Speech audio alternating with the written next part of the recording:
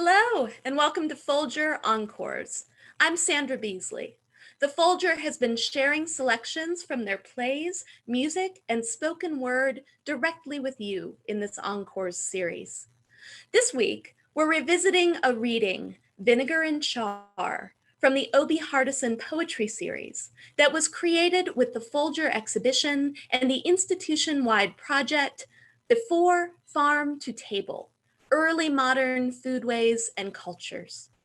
In this reading, poet Sean Hill and author W. Ralph Eubanks and I read pieces from Vinegar and Char, verse from the Southern Foodways Alliance, a rich collection of poetry that I also had the pleasure of being the editor on. One cannot write about food in a vacuum. The topic becomes a natural hub for considerations of the body, of history, of faith and race, of gender dynamics, class, and fraught families. The gift this anthology gave to me came in the form of inspiring my own poems. If I could gift something to the anthology in return, I'd take the chance to make it twice as long. There were so many more voices and stories I wanted to include. You'll hear a selection of those stories now. I want to emphasize my gratitude to the Southern Foodways Alliance for this opportunity and their good faith, and to my fellow presenters. If you would like to know more about the Obie Hardison Poetry Series, please visit folger.edu. There, you will find information about upcoming readings and so much more. We hope you will join us for these weekly episodes of Encores, highlighting all that the Folger has to offer. Thank you for tuning in.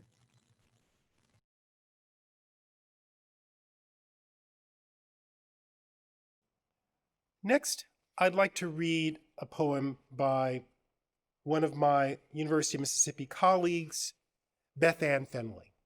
And I fear that I won't do it justice, but just try to imagine a different voice and a long mane of flowing red hair. And it's called Why I Can't Cook for Your Self-Centered Architect Cousin. Because to me, a dinner table's like a bed. Without love, it's all appetite and stains. Let's buy takeout for your cousin, or order pizza, his toppings. But I can't lift a spatula to serve him what I am. Instead, invite our favorite misfits over. I'll feed Shaggy Otis, who, after filet mignon, raised his plate and sipped Merlot sauce with such pleasure, my ego pardoned his manners. Or I'll call Mimi, the chubby librarian, who paused over tiramisu. I haven't felt so satisfied since, then cried into the curls of chocolate.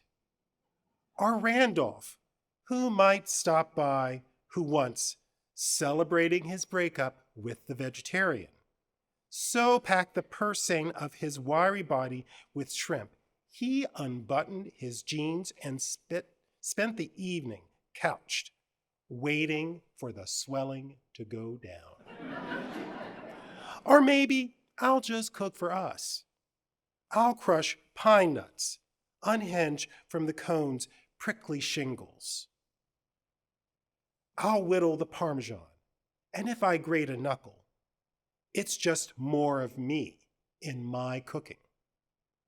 I'll disrobe garlic cloves of rosy sheets, thresh the basil till moist, liberate the oil.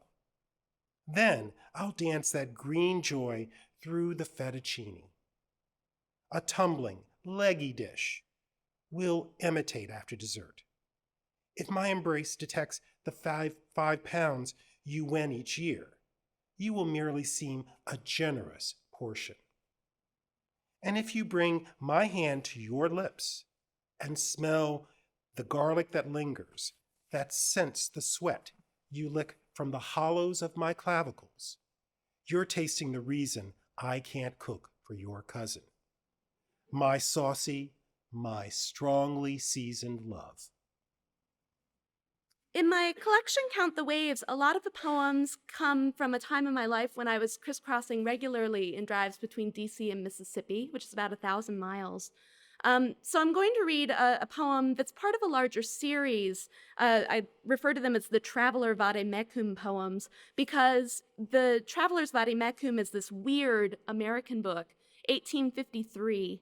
And this guy named A.C. Baldwin created this code of 8,000 plus phrases. And the idea was that if you were communicating by telegraph or letter, where you wanted concision and discretion, you could essentially code whole letters as numbers. And then the person on the other end could use their copy of a traveler's vade-mecum to unpack the letter that you'd sent, so to decode it. So the book is really weird because what it is 8,000 random phrases that you might use at some point in talking to someone.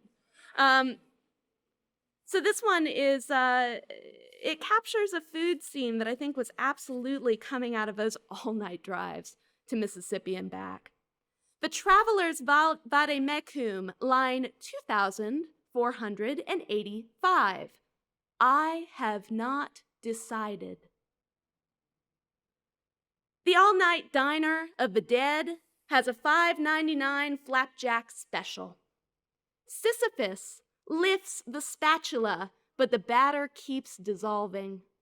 At the counter, Ixion spins the Lazy Susan's parade of hot sauce and ketchup, eternally brined peppadews.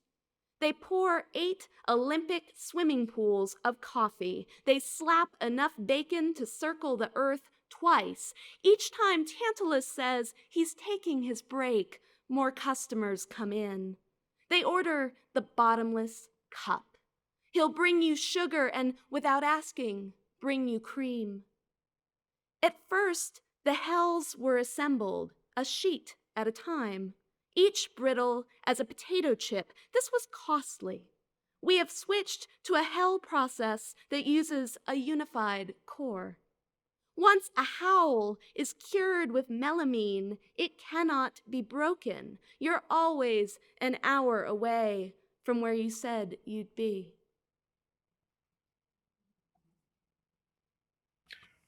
Boy, let me have a taste of that Mr. Misty. No, they brought it out around the time you was born in 60. I like the way it swished around in the cup. Sound like Sammy Davis Jr. doing the soft shoe shuffle. They call that the sand dance. Sound like shifting grains or a fast train. Them little bits of ice tap your teeth, and you can chew on that sweet mouthful of cold nothing melting before you swallow it down. First time I had one of these, I drank it too fast. Crystals and syrup dancing round and down my throat, chilled like Christmas and New Year's cold breath moving down to my chest. And if that wasn't enough, then I felt like my head was about to split right open. Thought my forehead was going to look like the Dairy Queen sign, and red and wide like a gash. You know, the ice cream ain't got nothing on your mama's pineapple ice cream. Theirs ain't nothing but soft, light ice milk. They build it high like a steeple, but ain't nothing to that either. You see, your mama puts a dozen eggs in her custard to make it rich. The sound of the ice and salt shifting in that bucket as it melts with the electric churn's whining motor groaning as that ice cream stiffens up sure is pleasing 'cause I know the ice cream about ready. You know, there are folks getting their heads split so we don't have to go around to that side window no more.